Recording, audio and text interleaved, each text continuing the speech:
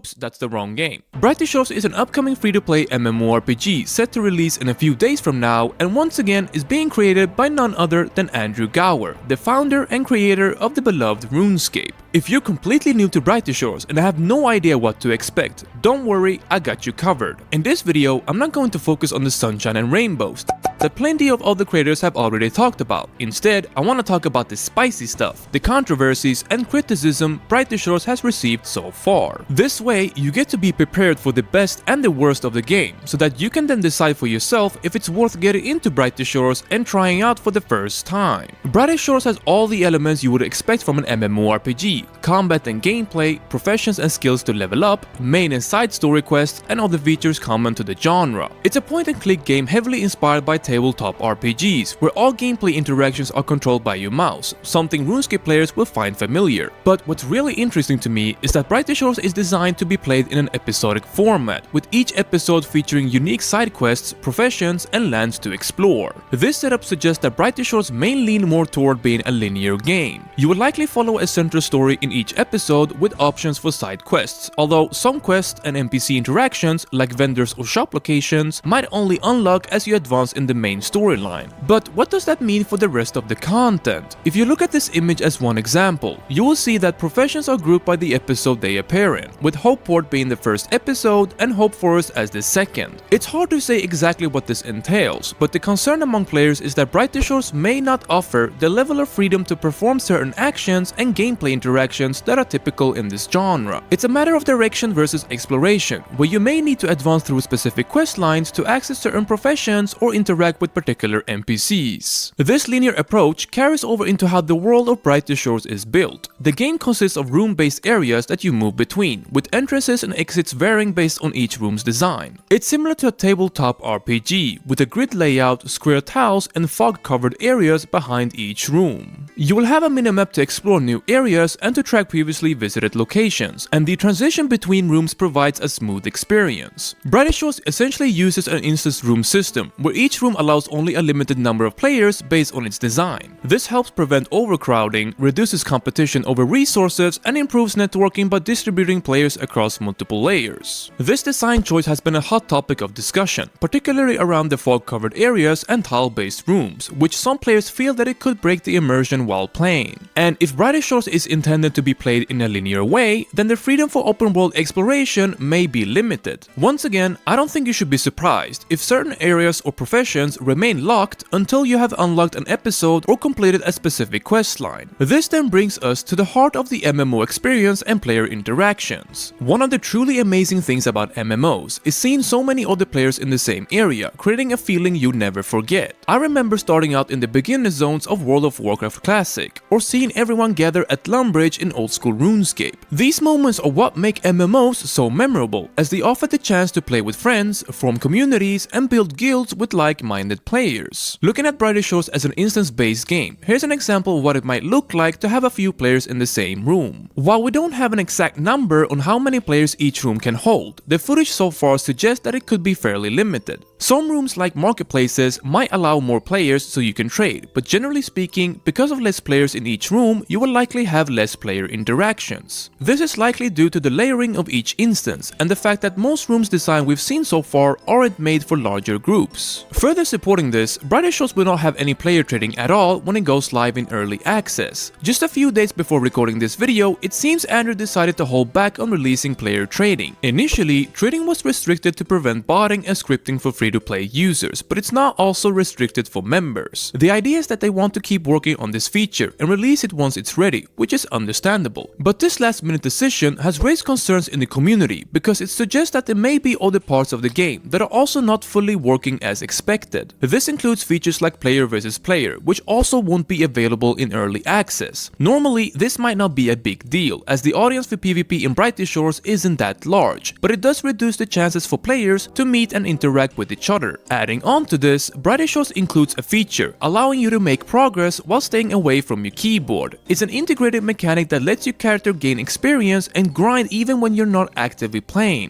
Andrew claims that by providing a legitimate form of AFK progression, the game can discourage illicit botting and lessen the need for players to grind for hours. But this also means that fewer players will be actively engaging in the game, which could lead to fewer player interactions overall, as more people may end up playing solo. While many of us, myself included, often play MMO solo, there's still something appealing about seeing other players around and having the option to interact if we want to. It makes the game feel more alive rather than bland and soulless. In one of Andrew's tweets about the solo experience, he confirms that the game doesn't rely on other players to be fun, which I can appreciate. But what does that mean for a game that is trying to be labeled as an MMO that doesn't seem to prioritize multiplayer interaction? So if you take a look at this list of points, potentially linear gameplay, instance rooms with small areas and limited player counts, disable player trading and PvP at launch, along with legitimate AFK progression methods and possibly allowing multiboxing. Well, it becomes clear that Brighter Shores may not deliver the MMO experience that some of you are looking for when you play it for the first time. I've seen a few comments on Reddit and other platforms mentioning that Brighter Shores user interface and text templates has a lot of mobile-like elements. This mostly refers to the aesthetic of the interface, including buttons and interactions, as well as text and description labels. This criticism seemed to mainly revolve around the idea that the game lacks a distinct style. In this very same image, you will see that character emotes are displayed as emojis, which many associate with mobile applications. Personally, I'm not too bothered by these aspects, but I can understand why some people would have the sentiment that it looks more like a mobile game from the outside perspective. Now on to what people truly care about, the gameplay and combat experience, which unfortunately we don't know much yet about. From the limited footage available, we can make a few assumptions. Some comments mention that character movement during combat appears to bounce back and forth with each attack, which some players find distracting or disturbing. Others feels it looks bland or uninspired, with a few even comparing it to RuneScape 3. I can't speak too much on this without first-hand experience, but since the early access description states that there won't be any unique weapon special attacks, it's safe to assume that combat will be fairly simplistic.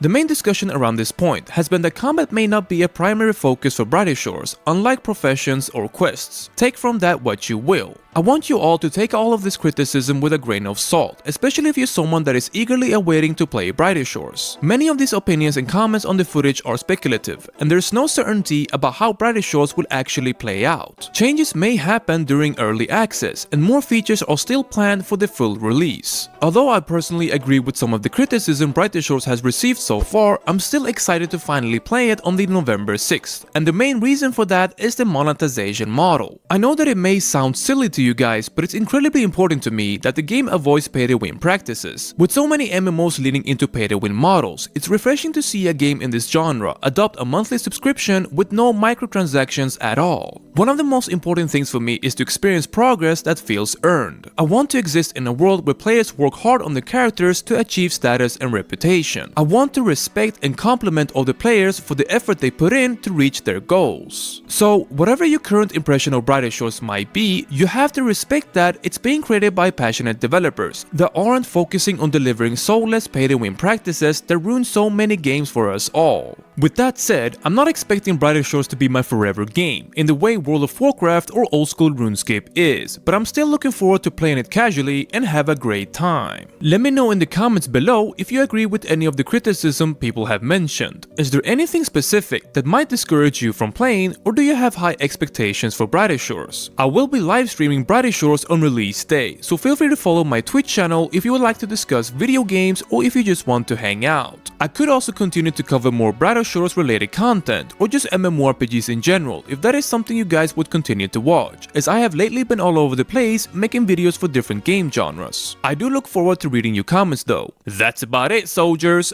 I am out.